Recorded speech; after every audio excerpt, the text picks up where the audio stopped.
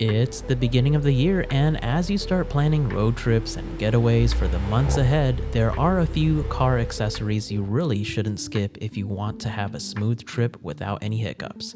Hey everyone, welcome to Tips Trove, your trove of tips to better your life. The last thing you want on a long road trip is getting stuck in the middle of nowhere. These are some of the essential car accessories I keep in my vehicle every time I head out. Number 1. Portable car jump starter. Even though it doesn't happen a lot, if your car battery ever dies, this jump starter can be a lifesaver. It has a built-in rechargeable battery, so you don't need to rely on a stranger's car like back in the old days. Plus, it doubles as a flashlight and can even charge your devices in a pinch. Number 2. Tire inflator. With changing weather and normal wear and tear, tires need air more often than you might think. Instead of driving to a shop and waiting in line, this inflator lets you top off your tires at home or on the go.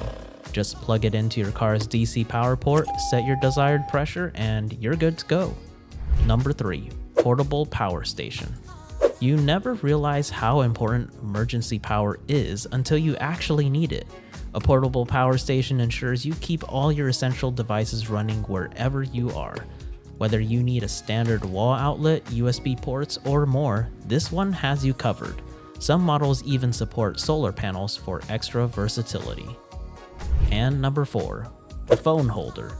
Whether you're using an iPhone or Android, this phone holder is universal as long as your car has air vents. It clips right on, adjusts to fit your phone, and keeps navigation within easy view.